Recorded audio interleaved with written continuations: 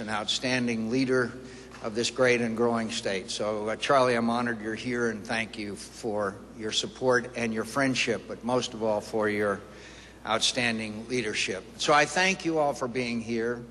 As many of you know, for many years in my life, I lacked a fixed address of any significant length of time.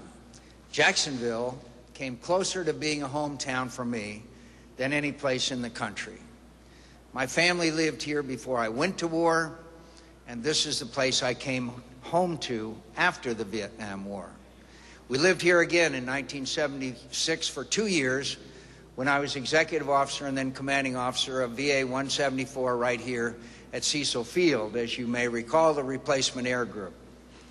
So it always feels a bit like homecoming whenever I return here, and I thank you for your warm welcome.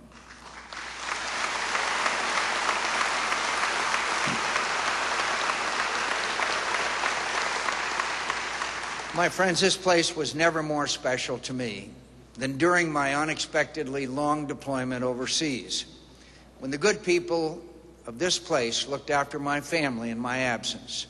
I've always been indebted to Florida friends and neighbors in Orange Park for taking such good care of my family while I was away. Our neighbors in Orange Park, many of whom, but not all, were Navy families, were extraordinarily kind and generous while I was in Vietnam. They were the mainstays of my family's support. They helped with the maintenance of our home, took my children to sporting events, offered whatever counsel and support was needed, and generally helped keep my family together, body and soul, until I could get back to them. They were nothing less than an extended family to my family, and their love and concern were as much as a mark of their good character as it was a blessing to the people they have helped. My sons Andy and Doug were young. My daughter Sydney was an infant when I first left for Vietnam. She did not know me or I her very well when I returned many years later to find a bright and cheerful 6-year-old little girl waiting for me. I too was a different person when we were reunited than I'd been when we parted. Not in every respect, but certainly in important ways. In the upheaval of war, the great leveler of ego and distinction, things change. War is a remorseless scavenger, hacking through the jungle of deceit, pretense, and self-delusion to find truth. Some of it ugly, some of it starkly beautiful, to find virtue and expose iniquity where we never expected them to reside. No other human experience exists on the same plane.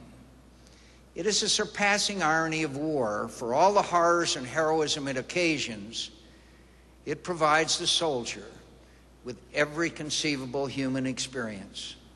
Experiences that usually take a lifetime to know are all felt and felt intensely in one brief passage of life. Anyone who loses a loved one knows what great sorrow feels like, and anyone who gives life to a child knows what great joy feels like. The combat veteran knows what great loss and great joy feel like when they occur in the same moment, the same experience.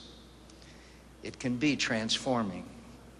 In Vietnam, where I formed the closest friendships of my life, some of those friends never came home to the country they loved so well. I detest war. It might not be the worst thing to befall human beings, but it is wretched beyond all description. Not the valor with which it is fought, nor the nobility the cause it serves can glorify war. Whatever gains are secured, it is loss. The veteran remembers most keenly. Only a fool or a fraud sentimentalizes the merciless reality of war. However heady the appeal of a call to arms, however just the cause, we should still shed a tear for all that is lost when war claims its wages from us. However glorious the cause, it does not define the experience of war. War mocks our idealized conceptions of glory, whether they are genuine and worthy or something less. War has its own truths. And if glory can be found in war, it's a different concept altogether.